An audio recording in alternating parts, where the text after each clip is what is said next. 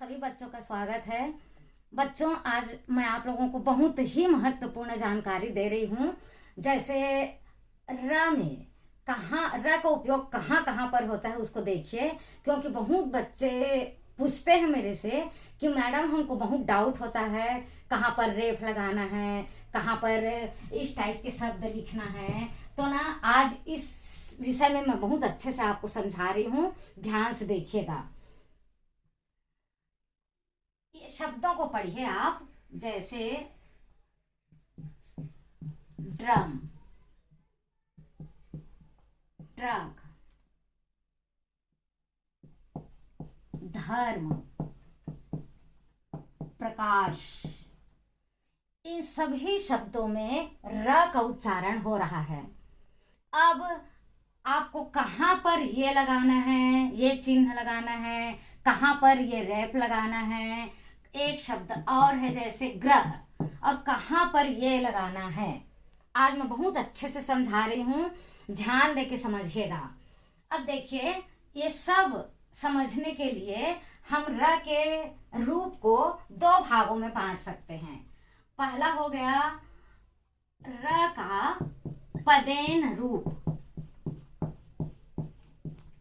और दूसरा हो गया र का रेप रूप।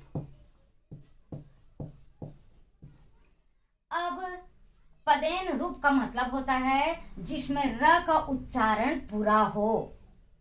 अब पता है बच्चों आप लोगों को ना कि व्यंजन का उच्चारण स्वर की सहायता से ही होता है। जैसे र धन अ, स्वर की सहायता से ही वर्ण पूरा होता है, व्यंजन पूरा होता है। अब र का पदेन रूप का मतलब है जिसमें र का पूरा पूरा उच्चारण हो, और इसका रेफ रूप से मतलब है र का उच्चारण आधा हो। जैसे धर्म उच्चारण करके देखिए, र आधा है, लेकिन ग्रह, तो ग्रह में उच्चारण पूरा है। अब इस पदेन रूप को हम दो भागों में और बांट सकते हैं। अब इसको समझिए, जहां पर व्यंजन खड़ी लाइन में हो। खड़ी लाइन में मतलब जिस व्यंजन में खड़ी लाइन हो, जैसे ग है, घ है, क है, ख है, सब में खड़ी लाइन देख रहे हैं ना आप लोग। सॉरी, हाँ ठीक है, खड़ी लाइन है। तो ये सब जिसमें खड़ी लाइन हो उसमें ये वाला रूप प्रयुक्त होता है।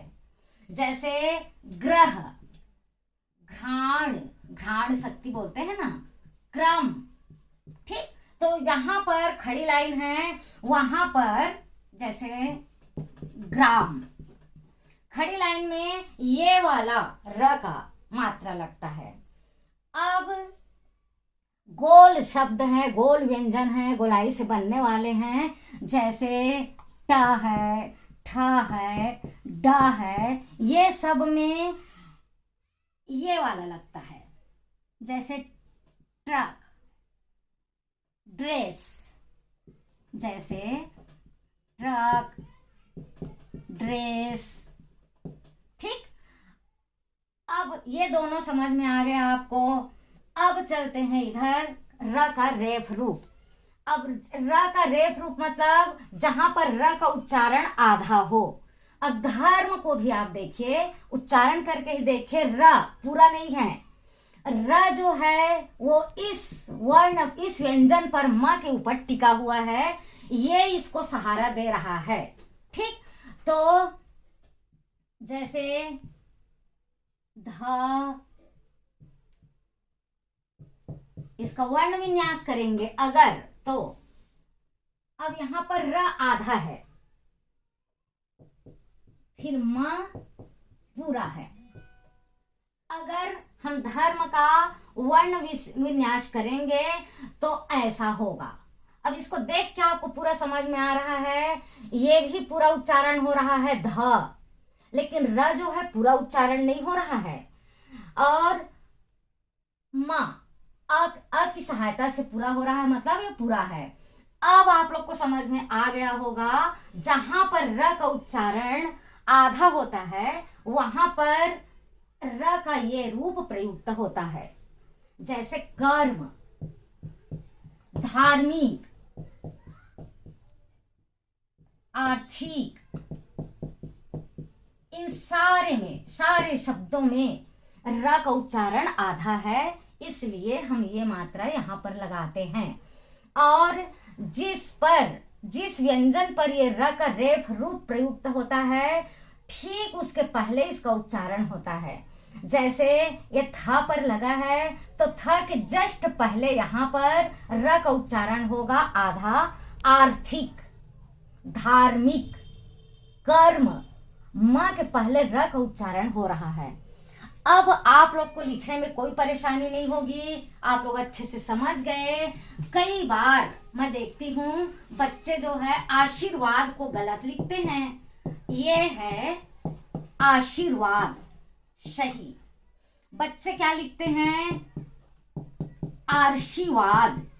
उच्चारण करके देखिए, आशीर्वाद व के पहले र का उच्चारण होगा, मतलब र रेफ रूप यहां प्रयुक्त होगा व में।